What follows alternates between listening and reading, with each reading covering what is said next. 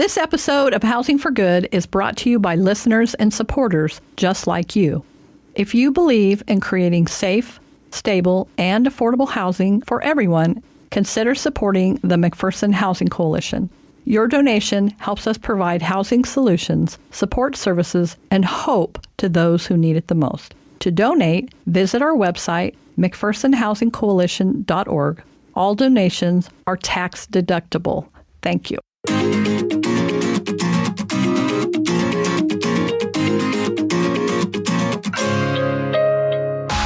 Welcome to Housing for Good, a podcast dedicated to housing topics and issues affecting our communities in McPherson County and beyond.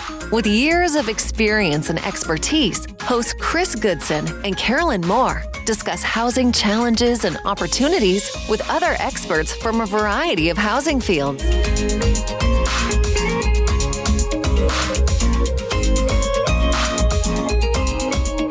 Hello, and welcome to this week's episode of Housing for Good. I'm Karolyn. And I'm Chris. Okay, so Chris, what's new with us today? Well, we have a guest today. We do. An unofficial guest. An unofficial guest. She will not be speaking. Nope, she will not. At all. But if you hear panting, it is not Karolyn and I. Yes. It is her dog, Berkeley, who's lost her mate and is very sad. And so she's been coming to work every day. And we have 2 cats here, so it's been a little interesting, but it is working. It's working, yes. It's working. So anyway, so if you hear panting, it really is not us. we just really want to make that perfectly clear. Put that out there. I'm not dying or having any kind of asthma going on. It really isn't us. Okay, so today we were going to talk about the meeting we had with stakeholders across the county regarding the housing study and next steps moving forward. Yeah, I'm excited about this meeting. It was a really good meeting. That happened on April 30th. Yep. So if you're from McPherson County and you did not attend and would like to be a part of the next meeting, you need to get a hold of us. Yeah. And let us know you want to be put on that email list and you can come. Yeah, 620-241-7828, extension 11 or 17 will either get Chris or myself. Yeah. We're trying to make sure we include all of the voices. You know, I found it really interesting as we were planning this. We spoke with real estate agents, and they're like, well, we've never been invited to any kind of meeting that talks about housing, and yet we're expected to sell what they're building. Right. And sometimes, that came up in the meeting, how there are homes being built, but people don't want to buy them. Well, they're not built. They're not necessarily building what people in our community want. And although the people that are coming in are quality builders, they're not understanding what the needs are in our communities here in McPherson. I feel like we always have had high standards with our housing, and people are very specific about what they want. And so I think the most important thing you can do as a builder is go talk to a real estate agent and say, hey, if I build this, can it even be sold? Is this something people want? Yeah. So I was really excited about that too. Some of them had never been invited. There's a lot of plans going on in McPherson County, and they're not necessarily bringing everybody into the conversations. Yeah. So this meeting was an attempt to do that, and we've decided that we're going to try to do this quarterly and bring everybody back to the table and say, okay, what steps have we made progressing since the last meeting? Yeah, there was some. So we actually ended up.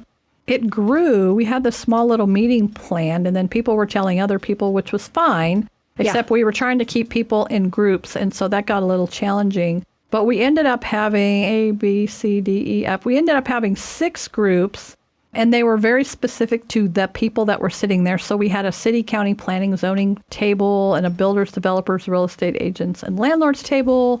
And believe it or not, we actually had a marketing and community activities table, because that's a really important part of housing is marketing and community activities. If I'm going to move into a community, I want to make sure there's something for me as a retired person, or or my kids, or anybody that comes to visit. I want to know that there's things going on. And so, and that was another group. They said, well, we've never been invited to a housing meeting before. So I feel like it's more than just a housing. It has to do with infrastructure, things that people want to do in their communities, all that kind of stuff. So it was a very productive meeting, I thought. I thought so, too. So the other groups were community development, quality of life, and financing and funding.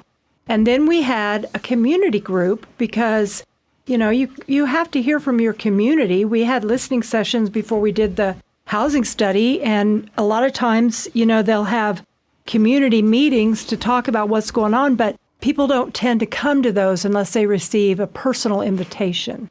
So we tried to make sure that we included a group from the community to kind of hear what they think, what they are hearing with people they talk to. So we had employers there. We had the school systems. Yeah. Several school systems where they had the healthcare systems. We had nursing home people. I mean, there was everybody at that table. Yeah. They all have housing needs. And it was people from different communities, not just McPherson. Right. We had people from Marquette, Lindsborg, Inman, Mound Ridge, Canton, trying to bring everybody's voices to the table.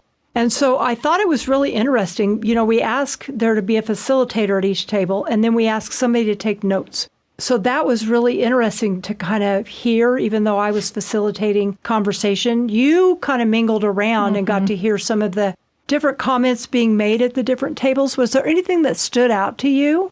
Oh, there was so many things. One of the things that was interesting at the city's table was that some of the smaller cities cannot really afford a building inspector. Yeah. So is there a way that they could share one throughout the city? And then the city of McPherson has some heavy machinery that they could actually let some of the other communities borrow. I don't know how that would work exactly. But there was collaboration going on that way. And the one that I really loved was Holly Lofton from Lindsborg actually said, what if we have a consortium or people coming together for marketing so that instead of us all trying to market, we're not, some of us are semi-professionals, some do better than others.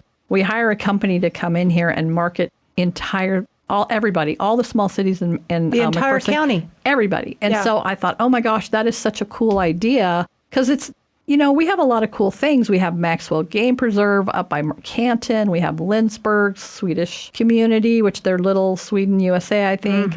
We have all this really cool stuff going on in each one of our communities, but we're all splitting, and it's costing more money. If we could bring somebody in, share our budget, put it all together, and then be able to save money for the communities that are trying to be able to market. Because, some of them don't have a lot of funds. They have very small budgets for stuff. And part-time staff. Which makes it really tricky. So that was some of them. The colleges were there. You look at the students that are coming into the city of McPherson and Lindsborg specifically, and is there stuff for them to do? What does that look like? Do they have housing for all these students they're bringing in? Yeah. Are those students displacing other people? Do we need to make up that difference? I mean, there was just a ton of cool stuff that was being talked about. So I want to circle back to the shared inspector. Yeah. We talked when we first started coming up with the whole idea of the task force and everything about what would it look like if the cities all shared building codes, an inspector. Maybe there are pre-developed housing plans to let a builder come in and say, okay, these are the types of houses we're seeing interest in being built, to make it across the board even and easy. I think that's a great idea. We would probably have to put some kind of task force together, or, how we have this housing task force that we put together from people from all across the county. I think it would have to be something like that, and it would be a regional housing. I'm trying to remember what we called it, Planning and Zoning Regional Board or something. Yeah. So every community would have a say in what was going on. They would all work together, and then they could determine, well, maybe we need to hire somebody that could go out and do the inspections for us, or they could help us with planning and zoning, or, because every city is in a little bit different place. Some of these cities are very, very small, and they really they're barely functioning as far as having part-time staff, and they just don't have everything that they need. But if we could help them grow, then the possibilities are endless. Yeah. Well, and another thing that came out in this meeting was, we have Inman. They're kind of landlocked, and their whole problem right now is infrastructure, water issues. And I know they're having water issues over in Canton Galva. So how do you work together when there's so many different areas that individual cities are focused on, but everybody needs housing, everybody wants to work together on this to make that happen. So I felt like it was really interesting, very good to bring the different city, county representatives together. So the other thing that came out of it was having a housing hub, and McPherson Housing Coalition has been kind of acting as that. Yeah. Not specifically recognized or being funded by any of the cities, but I know we have been working with them with like Brush Up Mac. If they have people in their community that are struggling with housing, we always step right in. Yeah. We're a countywide organization. And so that did get brought up, that why is McPherson Housing Coalition not being funded as the housing hub? So we'll see where that goes. Yeah. I mean, that's a lot. Well, and we work in all the communities. We have relationships with people in all of these communities, and we're not necessarily pulling for one over the other. Oh, no, not We're very absolutely. non-biased or whatever, and we just want to see them all benefit and be able to grow as they want to. Now, another thing that came out when we were talking with the builders and developers was how influential the CDBG program has been for McPherson. And for those of you listening, this is a program, Community Development Block Grant, where the city can apply for this. And then McPherson has actually quartered the city. And so, like for the last CDBG grant they received, it was for the southwest side of McPherson, because I live over there. So they were working in my area of the town.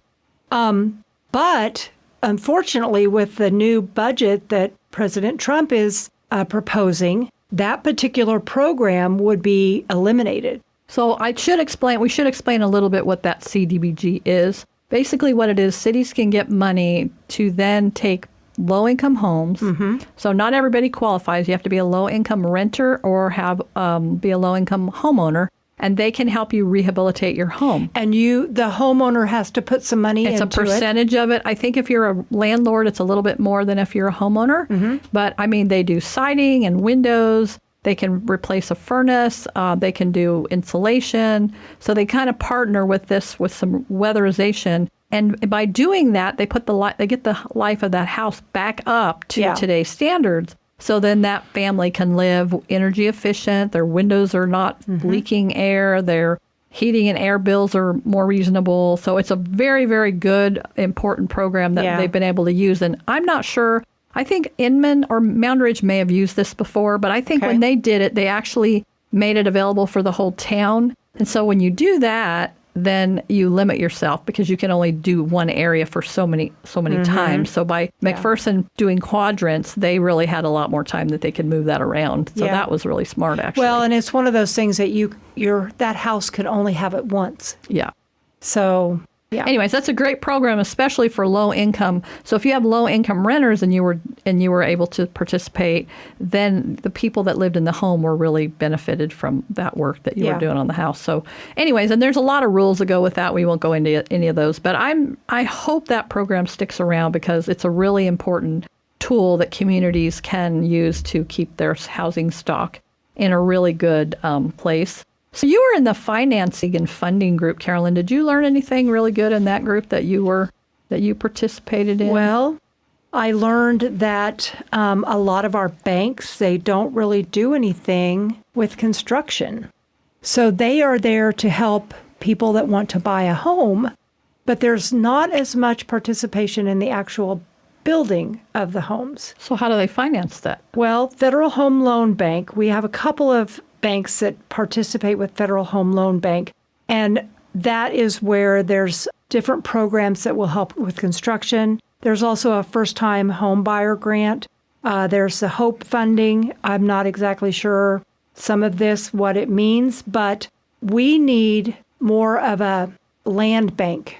That came up, that we need a specific land bank to be for this area. And what land banks do is they help with the funding for the different construction projects. So when a builder comes in, they have to apply for low-income housing tax credits or moderate-income housing, and they have to apply to KHRC. It's got to be approved for the program that they're wanting to build. Otherwise, you as the builder have the money. You're putting all the money up to do this, and then you're hoping you can sell. You can get the cities to help with the infrastructure. So it gets very complicated, and I feel like we weren't in a really good spot in that aspect. Yeah, and that's been going on for a very long time. Very long time. I think something happened here in the 70s that made it so that the communities, or specifically the city of McPherson, was very nervous about just allowing a developer to come in here and build. Because if they do that, if a builder comes in, they do all this stuff, you put it all on specials, and then the builder's like, you know what, I don't want to do this anymore. And they have nothing invested in, they just leave. Yeah. So then the city is stuck with all this money that they've put out there for infrastructure and streets and all the things. Yeah. And I think that's why they tightened that down. And ever since that happened, the growth has been slow because of that. And I think the people we have in office now really recognize that that was a problem. Yeah. And so they're now trying to figure out ways to help lower that. Like rural housing incentive districts helps with some of that. And there's a lot of things now that they're utilizing that's really helping with trying to get those costs down. But the cost of lots in McPherson is very expensive because of that. Well, and the cost for infrastructure is crazy. You know, it's just one of those things that we are now, as a group, trying to work together to figure out how to make this happen. Another thing that was touched on briefly was that there's some infill that can be done. There's some rehabilitation that can be done to put some houses back into better shape. So where's the funding for that kind of stuff? So that was another thing that was kind of discussed, because we already have these houses built. So how do we keep them? How do we improve them and bring the property value up and allow new families to live there and have a nice place? And I think the other thing that's going on is that a lot of these industries, which is the colleges, you know, the different businesses that we have, even the city and the county governments, it used to be you had to live within a certain radius of the city of McPherson. And now they're like, if we do this, we can't find anybody to work. Yeah. So now some of the industry is busing people in, which is great for them. But you think about it, when they take their paycheck, they're driving out of the county and taking everything with them. So that money can't churn or turn over. So that if I'm a small business and you live here and you come to my business, then you buy something in my store, then I get to take that money and buy something in somebody else's store, and that money moves around. But if they take it out of the county, then we lose all the benefits from that particular money, and sales tax and your kids for school and all the things. So that's why it's important that we're doing this as well. There's so many pieces. It's a little overwhelming with the different pieces. So I was looking at the housing study here, and one of the comments on the housing study, so we did some listening sessions, was no good mid-range homes, low range or not in good condition oftentimes, and there's a sharp increase in price to quality with no middle range. So basically, it's either housing that's in really bad shape or it's extremely expensive. And so there's nothing for that buyer that's coming in that can pay maybe $150,000 to $200,000, which is probably a more moderate income in our communities. And so there's nothing here, and we all know it. Yeah. You know, there's not that much on the listing. I haven't looked lately with how many listings we had, but the listings are not, you know, particularly high. Seniors are staying in their homes longer because people are living longer. And I think because we have organizations now that will come to your home, and they will help you be independent. That's keeping people in their homes longer. Yeah. So people are not downsizing. They're not going to apartments. If you have your house paid for, why would I go somewhere and pay rent that's more expensive than I can stay in my own home? So that's our Berkeley, just so you know. She's making a little noise. But she's okay. So another comment kind of along that line that was made at our meeting was that we have lots of trailer parks and people living in campers. And there's a discrepancy. We have lots of trailer parks and people living in campers. And they talked about the discrepancy between the fair market value and affordability. And until we can address the gap, people are going to continue to live in trailers or campers. And, you know, as much as we want to say that, well, that's a suitable living space, you know, it's really not. They don't stand up well. There's not long-term good condition there. And so we really do want to give affordable housing, and that depends on each individual's income. And that was another thing that was discussed about what is affordable. Well, depends on what kind of job you have. It depends on what your income level is. Yeah. It's 30% of your income. That's affordable. So it's different for every single person. And, you know, when I talk with people about that 30%, I say, okay, what is your rent and what do your utilities run? Put those together and then figure out what is 30% of your income. Is that number more than the rent and utilities together? Because that's what we're looking at. So I was looking at our housing study, and it says, are the following housing types applicable to your city's housing needs?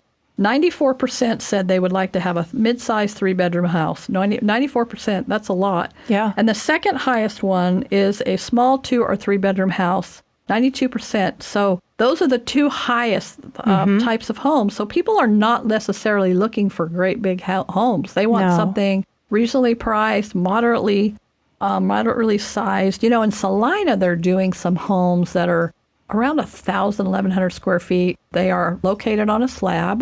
They have a 1-car attached garage, and they're selling for just under $200. And they're selling like hotcakes up there. Yeah. I think that's the type of home that people, especially new buyers, are looking for. Mm-hmm. People want new. They want something they can afford. They want something, that will work until they have a family. Yeah. And so... Or maybe your family's grown and gone, and you want something like that because it's just you and your husband or you by yourself. So, yeah. And the other thing is almost 61% of people said we needed more apartments. I've said that for a long time. Lakeside Plaza, I've always thought that was a great project. Whoever thought of that, they were really smart. And they could probably add 100 units to that complex, and we could fill them. Oh, yeah. We could easily fill them. So somebody on our board probably wouldn't appreciate that since she manages that apartment complex. But she does such a great job. It's like, can we just add another 100? Yeah. That might take care of a lot of problems right there. Just another 100 on that or whatever. It also said on our housing study, when looking for housing, most of the respondents prefer to own their own home. So they want to have their own home. It's still, I think that's more of a Midwest thing, though, because I think people in the cities are okay just to live in an apartment. Yeah. Because I know I talked to somebody the other day, and they said that their child, probably living in California, knows they make extremely good money, will never own a home. Yeah. That is not something they're ever going to be able to afford. Yeah. And that makes me sad. Oh, yeah, me too. That you can't. But you know what? It came out in discussion at that housing meeting we had that a lot of times right now, especially, folks are not looking to buy. They want to rent. And so then that puts a strain on the landlords and stuff we have because the comment was made that they have lots of applicants and very few properties, not enough properties. So here's another thing that I was looking at, the Community Insights affordability. And according to this, the homes over $400,000, 43% of people feel like there's an oversupply of homes over $400,000. That's mind-boggling. Mm-hmm.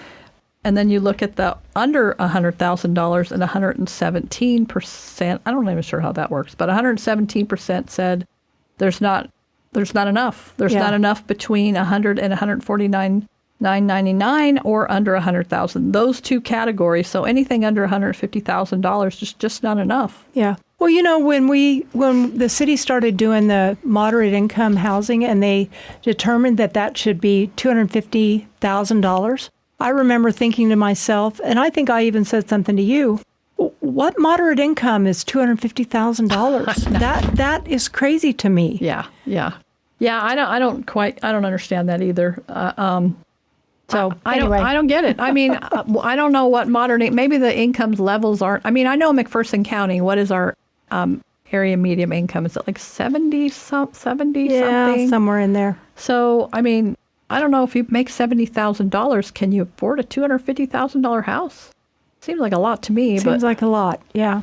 Either that or you're never going to pay it off. Well, that's true, I guess. Most your home loans are 30 years, 25 to 30 years, so.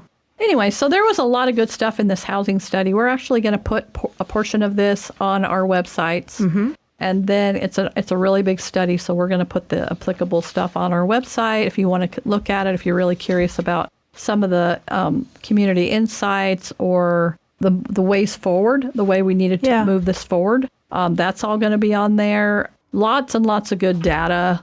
I felt like, but I don't think it was a surprise. There was nothing in here that we didn't already know. Oh, yeah. That we're like, okay, you just confirmed everything we already thought. Yeah. Right? Yep. And so, yeah. So I'm just excited about this collaboration. I think it's really important. The way things are going in the world right now, I think it's important that the more people that can collaborate, so we're not duplicating things. makes so much sense. Yeah. You know? Yeah, I don't want to reinvent the wheel. Yeah, me neither. Let's just figure out how to, improve it or Well, and if somebody's doing something good, why are you doing that? Yeah. Right? I mean, we do housing. I'm not interested in, I don't want to do law or I don't want to do health care. I don't want to do any of those things. Yeah. I might want to partner with you for our clients, but I don't want to do those things. You are already doing them and doing them extremely well. Yeah, absolutely. So we need Let's to work together. Partner with each other and hold each other up a little bit and try to work together a little bit. And somebody said, well, but these communities are not the same. Why would we want to collaborate? Well, because you each have strengths and weaknesses. And when you work together, you can succeed so much better. Yeah. I mean, why wouldn't you want to collaborate? Exactly. You're not that different. Yeah, exactly. You have workers living in your town that work here. Right. Or you have people, that's right. You have people driving in. If we can build up, say, Inman, and we get that town bigger, they have a workforce that can now drive into your community and fill those spots. Exactly. You have a vested interest in wanting to help these other communities. Yes. Because in the bigger picture, it helps you. Yeah, absolutely. Mm-hmm. Yeah. So, okay. Well, like Chris said earlier in the broadcast, if you would be interested in being a part of the collaboration and attending a meeting and you have stuff to add, then please call us 620-241-7828, extension 11 or 17, and we will visit with you and figure out what component you should be involved with. And you can always leave us a review, drop us a line, tell us how we're doing. If you would be interested in being on our show or you know somebody that would be very interesting to hear from, let us know. Housing for Good at McPhersonHC.org. Thank you for listening and have a great day.